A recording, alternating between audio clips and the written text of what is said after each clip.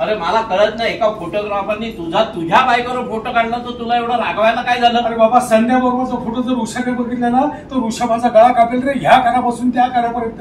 उषा खूप एक्सायटेड आहे मी. ॲक्च्युली 1822 प्रयोग ऑलरेडी झालेले आहेत आणि पुन्हा त्याच नव्या दमाने नाटक घेऊन तुमच्या भेटीला येतो आहोत. आत्ताची जी चिल्ली पिल्ली आहेत त्यांनी हे नाटक नक्कीच बघावं, त्यांना खूप आवडेल. आणि माझ्या भूमिकेबद्दल बोलशील तर मी यात संध्या देशपांडे म्हणजे माधव देशपांडेंची पहिली बायको हा रोल करते आहे. आणि खूप छान साधी सिंपल अशी ती बाई आहे आणि तिला असं म्हणजे कोणीही फसवू शकतं, जसा माधव फसवतोय तिला. सो मस्त. आणि मग शेवटी मात्र तिचं जे काही ट्रान्सफॉर्मेशन होतं ते बघायला तुम्हाला सगळ्यांना खूप आवडेल. सो मी सगळ्यांना विनंती करते की गेला माधव कोणीकडे नक्की बघायला या. तुम्ही पूर्वी उषाई भूमिका सुद्धा केली होती, हो. तर त्यावेळेच्या काही आठवणी आहेत का? खूप आठवणी आहेत. म्हणजे एकतर प्रशांत नावलेंबरोबर काम करायचं, जसं आता मगाशी तन्वी आणि अक्षता म्हणाल्या, तसंच माझंही ड्रीम होतं की प्रशांतबरोबर एकतरी रोल करायला मिळावा म्हणून. आणि पहिलंच नाटक मला हे मिळालं ज्यात मी उषा करत होते, उषा देशपांडे. खूप छान भूमिका होती ती सुद्धा आहे. म्हणजे मला खूप आवडायची, माझ्या जवळची होती, कारण माझी पहिली भूमिका होती आणि मजा यायची मला ती भूमिका करताना. तर नाटकामध्ये विनय सर आहेत, प्रशांत सर आहेत, तर म्हटलं काहीतरी किस्से किंवा होत असतील बरं कंटेंटवरती. काय म्हणजे किस्स्यांच्या बाबतीत सांगायचं तर मला आम्ही असे दौरे व्हायचे नाटकाचे. तर एकदा असंच पहाटे आम्ही एका ठिकाणी थांबलो होतो टपरीवर चहा प्यायला. तर आमच्या नाटकामध्ये उदय साळवी, संताजी जाधव आणि धनाजी घोरपडेची भूमिका करायचा. तर प्रशांत आणि विनय असे बसमधून उठून चहा प्यायला आले. तर उदय म्हणाला की तरी घसा. तर विनय म्हणाला वाघ सिंह कधी दात घासत नसतात. म्हणजे अशा खूप गमती जमती आहेत या नाटकाच्या. आणि नाटकाच्या चालू प्रयोगात कधी असं होतंय का की कुठेतरी एक्स्ट्रा ॲडिशन घेतली गेली आहे? हो.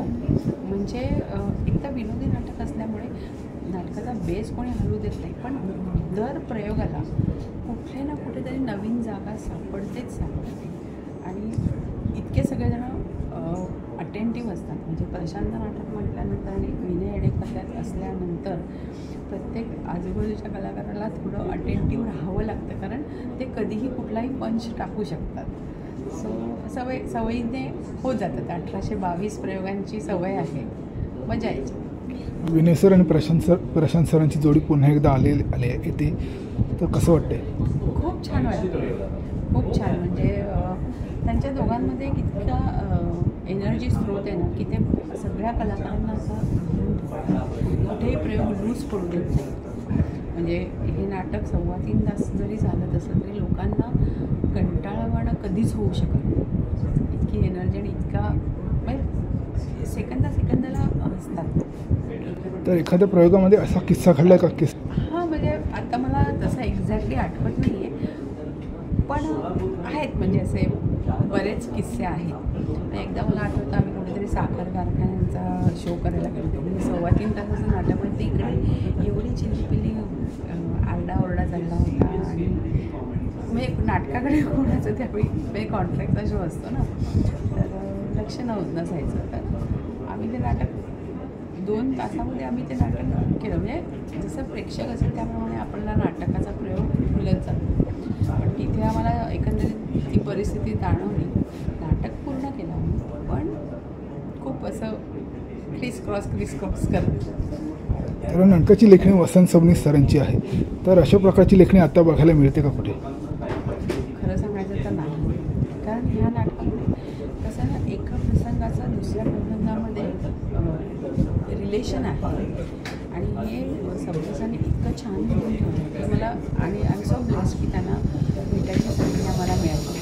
त्यांच्या त्या अजरामर नाटकामध्ये काम करण्याची संधी मिळाली.